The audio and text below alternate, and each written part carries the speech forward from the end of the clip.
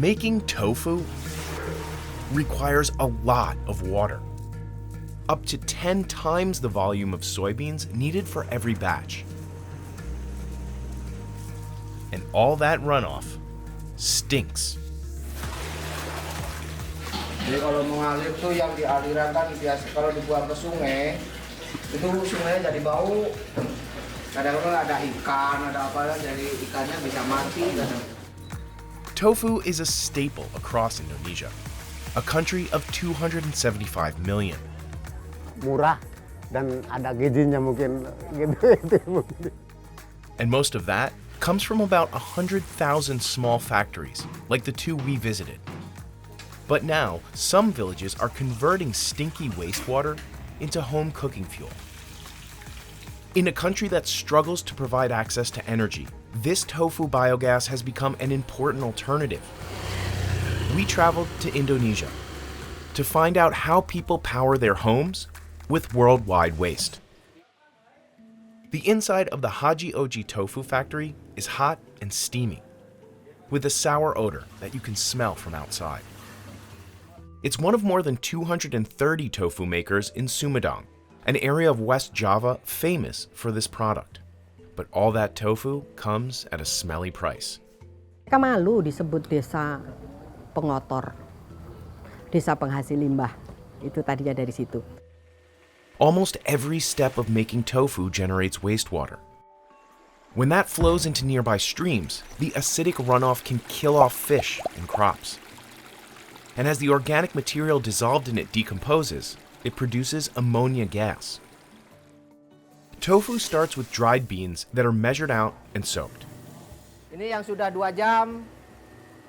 Nah, kalau sudah 2 jam, udah besarnya dirasa cukup, baru dibersihkan. Yusuf has been making tofu here for 18 years. He grinds the soaked beans to prepare them for cooking. Kalau udah bersih, masukkan ke mesin, biar jadi bubur kacang. The bean paste cooks in giant cauldrons. Workers stir the mixture until it's just right. Biar masaknya rata sampai jadi air atau cuma naik 3 kali. Naik, lalu dijahit kayak. Then they strain the slurry through cheesecloth. Excess water collects in drains. What's left is soy milk and a steaming pile of pulp called dregs. Sisa ini. Dan ini buat itu, Pak, nggak dibuang, buat makan ternak. Adding vinegar curdles the soy milk.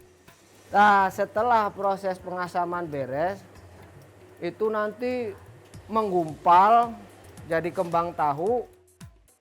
The bean curds go into wooden molds. Heavy weights squeeze out any of the remaining liquid. Making just 1 kilogram of tofu generates 33 liters of liquid waste, containing whey and vinegar. Oh, itu bahaya nggak buat manusia sama lingkungan, Pak? Si limbah sebenarnya? Kayaknya kalau berbahaya sekali, Pak. Just 5 years ago, the tofu plant discharged everything into the nearby river. But now, things are different. Tapi kalau di sini dari kelompok pengusaha tahu udah dibikinin semua pabriknya, Pak. Udah ada jaringan pipanya gitu ke pabrik. Pipes carry wastewater directly from the cluster of tofu factories to a nearby biogas plant.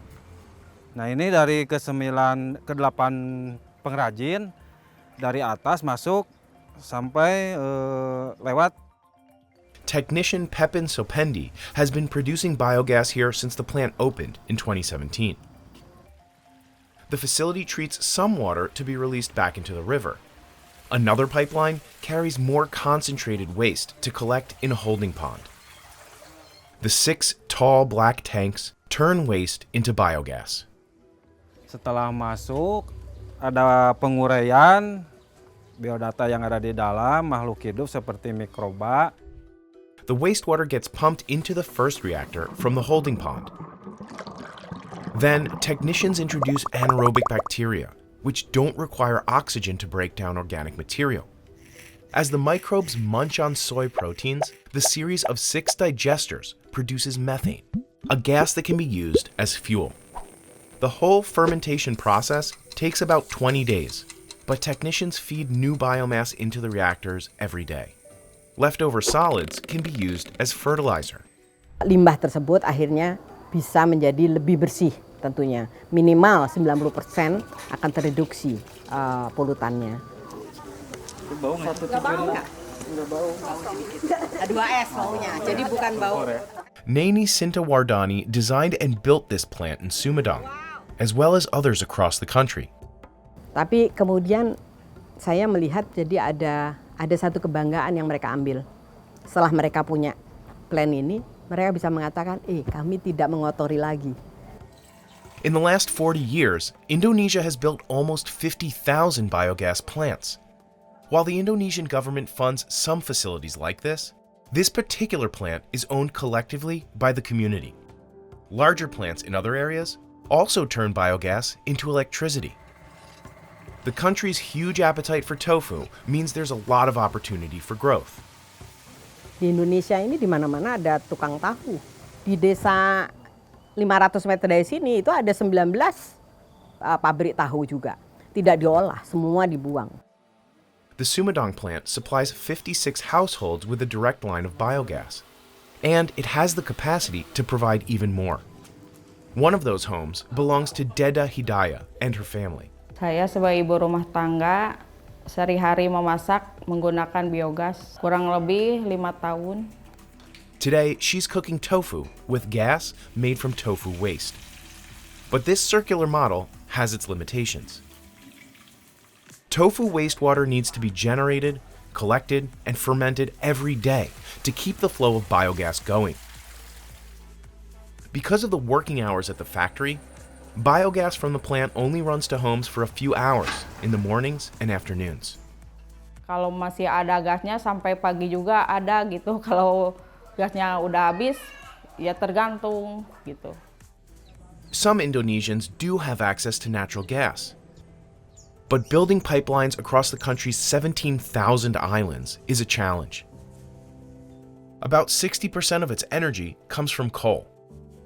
At the G20 summit in November, a combination of wealthy countries and private institutions pledged $20 billion toward helping Indonesia wean itself off the fossil fuel. Small biogas plants like this one could play a key role. And while they can't provide electricity or cooking fuel everywhere, they can help communities make something good out of a stinky situation. Jadi mereka mengerti semuanya. Kami tidak ada yang kami rahasiakan. Nggak ada yang kami patenkan. Ya itu sehingga sekarang mereka sudah bisa menangani sendiri, Anda bisa lihat sendiri.